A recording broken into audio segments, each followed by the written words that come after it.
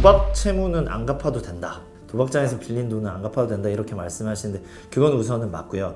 민법 746조에서 불법 원인급여, 이 돈이 도박이나 그런 곳에 사용되는 걸 알게 되면 그에 대한 돈은 안 갚아도 되는 게 사실입니다. 그렇다면 이제 질문자님께서 문의하신 내용처럼 이제 도박빚을 이제 회생이나 파산으로 탕감시킬 수 있을까 여쭤보셨는데, 기본적으로 도박빚에 대해서도 회생 신청이 가능합니다. 근데 회생 신청은 가능한데 회생 결정이 돼서 이자가 멈추긴 하는데 이 면책이 되는지에 대해서는 법원의 판단을 좀 받아야 됩니다.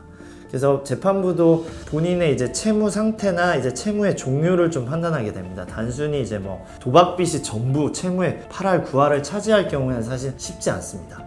그에 따라 기각 결정이 나오기도 하고요. 근데 채무가 2억이 된다, 그 중에 2, 3천만 원이 도박이 된다 싶으면 재판부도 이에 대해서 판단을 해서 회생의 취지를 고려해서 면책 결정을 내려주기도 합니다. 말씀하신 것처럼 만약에 회생 면책 신청이 기각이 된다, 기각이 될 경우에는 항고 절차도 있고요. 그 기각된 구체적인 사유를 재판부에서 설명해 주기 때문에 그에 대한 부분은 이제 변호사분과 보완을 해서 관련 자료들을 첨부해가지고 그 기각 사유를 좀 어떻게 보면 해소시켜서 다시 회생 결정을 받으실 수도 있습니다. 개인 파산 같은 경우에는 신청하시기로 마음을 먹었다, 상태가 이제 채무가 초과 상태가 본인에게 초래됐으면 하루라도 빨리 하시는 게 좋습니다. 왜냐하면 이자는 계속 불어나고 이자에 대해서는 파산 결정이 선고가 나게 되면 이자 발생이 멈추기 때문에 하루라도 빨리 하시는 게 좋고요. 파산 신청을 하신다는 게 본인이 경제력이 없다는 거에 대한 인증이기 때문에 어떻게 보면 소극적으로 임하시는 경우가 많습니다.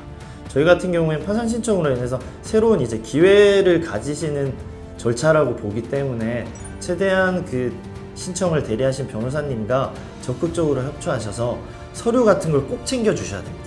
그러니까 본인이 가지고 있는 재산이나 부채를 적극적으로 소명하셔야 되고요. 그 서류가 누락될 경우에는 나중에 회생이나 파산 결정이 이제 취소되는 경우가 있거든요.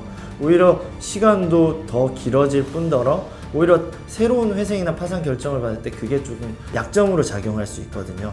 서류 같은 거를 꼭 챙기셔서 파산 신청을 결정하셨으면 적극적으로 임해 주시면 좋을 것 같습니다.